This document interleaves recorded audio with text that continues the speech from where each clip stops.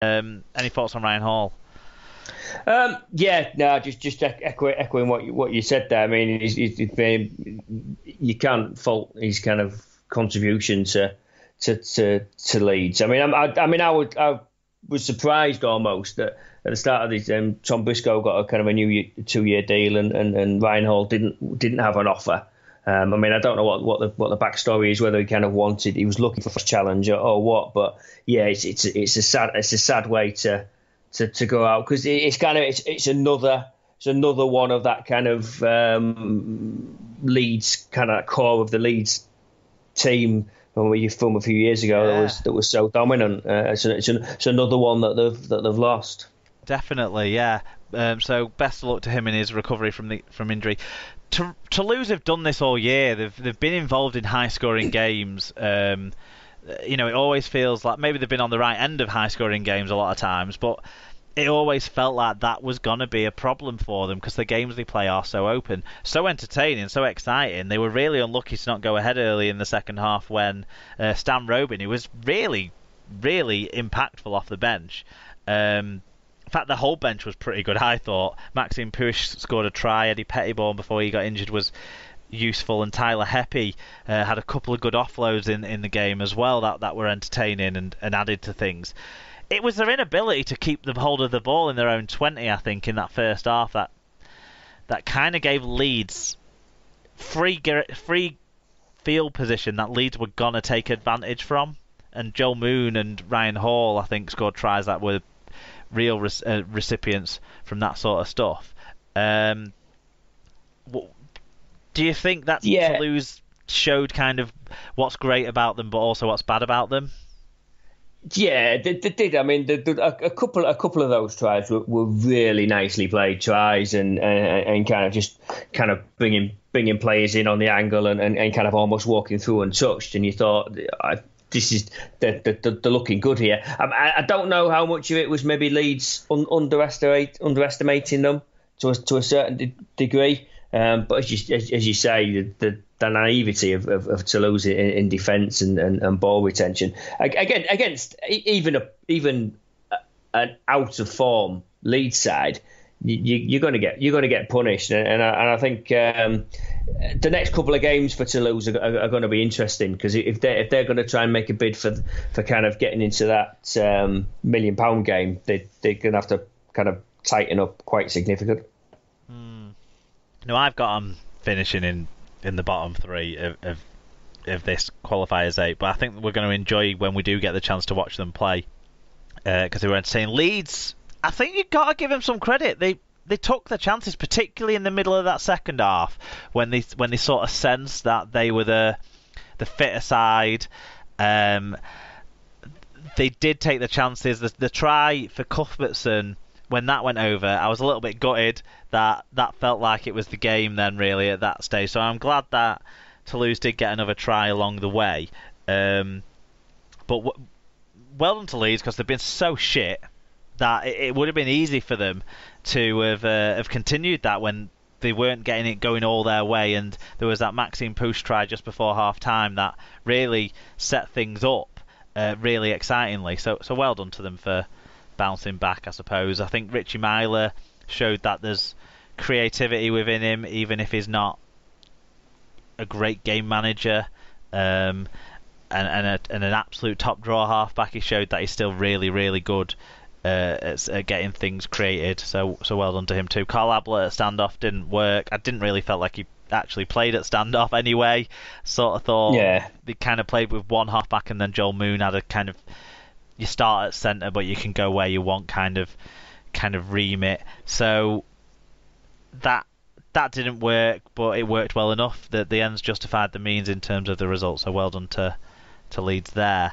Okay, final game of the qualifiers, Halifax versus Toronto. This was played on Sunday. 1,774 in the crowd. Chris Kendall was the referee, and it finished 14-0 to the visiting Wolfpack. It was only 6-0 at half time.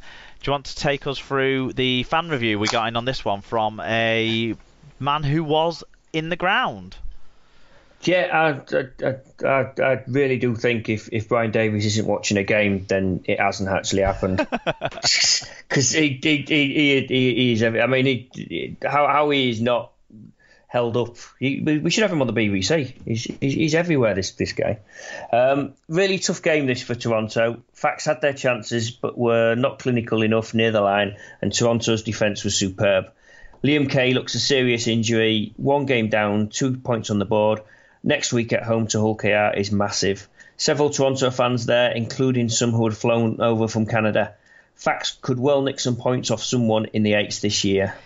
Yeah, the battlers, and I wouldn't put it past them to, steal something. They clearly got something going in defence. Have Halifax. From listening to parts of the game and following the rest of the game and reading reports after, one of the things that they were lacking in this game was clear last tackle options. Maybe they were putting so much effort into competing physically with the Wolfpack, who were obviously a full-time side compared to them being a part-time side. Maybe that kind of effort then when they got into those attacking positions meant they were a bit too done for being able to succeed. But they really did keep it close, so well done to them on that regard.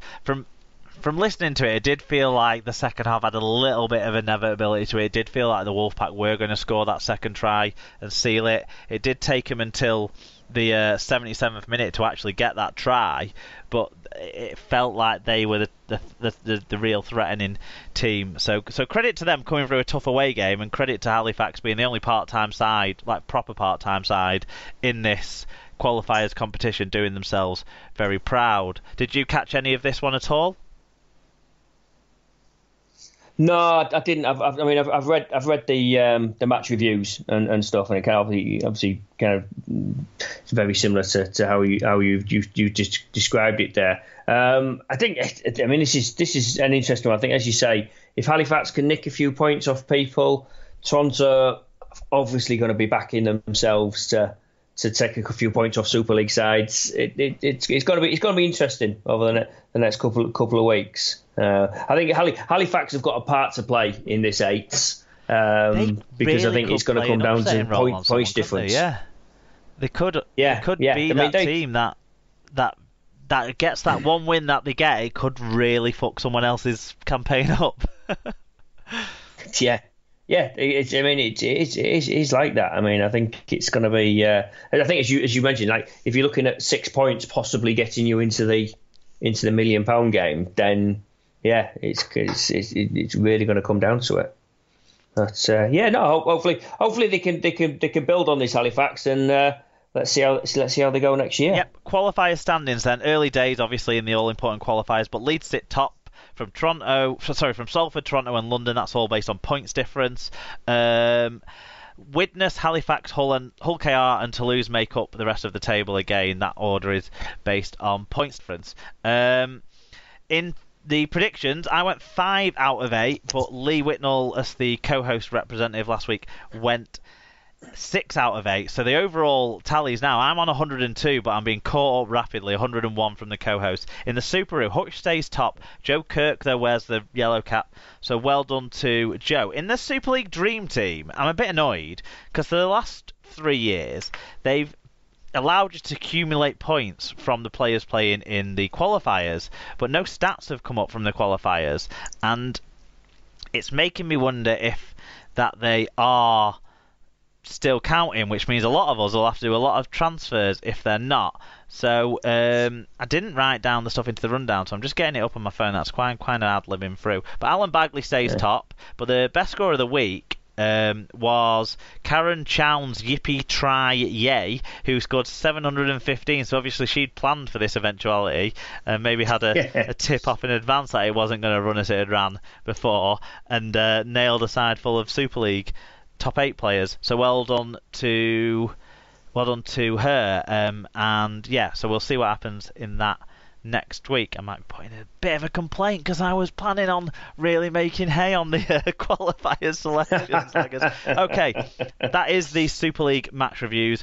well and truly covered. The qualifiers as well in that. So plenty for us to have got out there. So thanks for everyone for the huge number of fan reviews we've had in. A few new names in there as well. A few parodies that we always like to see also. So great stuff all around. Well done everyone on that. We're now going to move on to other results from the round of the world of Rugby League.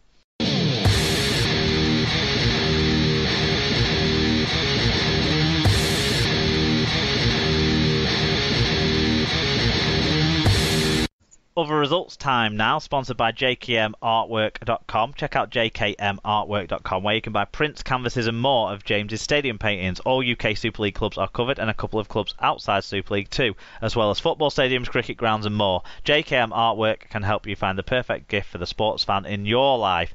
Okay, it was also round one of the Championship Shield. It went to form how the regular season had ended, with Lee finishing 68 points to 6 winners over Sheffield. Featherstone were 26 points to 12 winners over Batley. I think that one was a lot closer during most of the game, but Featherstone pulled away at the back end. Dewsbury won 40 points to 7 over Swinton. It was 7-6 to Swinton at half time, and Swinton were the better side in the first half, but couldn't quite make their chances tell. And Dewsbury then took full advantage of a few absolute mind fucks from Swinton. Josh Barlow lost his mind when they conceded a try from a scrum where they just dropped the ball out the back of the scrum, and Dewsbury went and scored. I think Josh Barlow maybe said something out of turn or something like that. That led to him having 10 minutes in the bin. That led to his Swinton side being well up against it, and they never really recovered from there, unfortunately for them. The other game that had real implications in this championship year was Barrow 17, Rochdale 10. Now, Rochdale had led this one, I think, at half-time as well, but Barrow clawed it back in the end and sealed a narrow victory on home soil, an all-important victory for them. Did you pick up on anything from the Championship Shield at all, anything of note? No, I mean the only kind of result that kind of caught my eye was the Lee one, and I was just thinking, hang on, are these lads just putting themselves in the shop window? Well, Ilias Bergal scored 4 tries, so he is in the shop window. I thought he had a decent World Cup for France last year as well. So you never know. Toulouse might get promoted. He might get back over there to France and see how he can get on. In the standings, Fev and Lee are already in the Shield final, but Batley have 16 points, Dewsbury and Barrow have 15, Sheffield have 14. The bottom two, Swinton and Rochdale, are 6 points adrift, and Rochdale in particular have a much worse points difference than the rest, so it's a real uphill struggle for those two sides. Now every game is crucial for them. Into League One, where it was round 21, it was West Wales 0, York 130, so I believe that is a record away victory for any side in the professional game in this country. North Wales 0, Bradford 48, Workington 4, Coventry 16, Oldham 20, Whitehaven 0 in the SLP League 1 game of the week from last week. No one got in touch for any fan reviews on that one, but Oldham stood firm at home. Keighley 24, Newcastle 16 in the battle of the teams just about still in it, sort of out of it. Hunslet 54, Hemel 6, Doncaster 38, London Scholars 6. So that means the Bulls stay top with 38 points. It's just a 10-point points difference margin over second place York now, though, so that's going to be an interesting race. Workington are third on 30 points.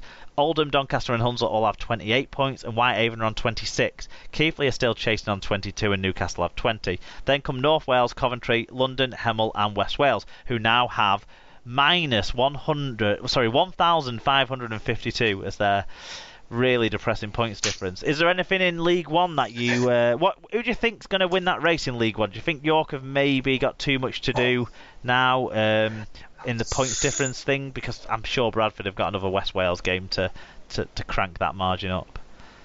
Yeah, I think that's it. Really is coming down to out of those last few games. It's going to be who drop. Does anybody drop any points?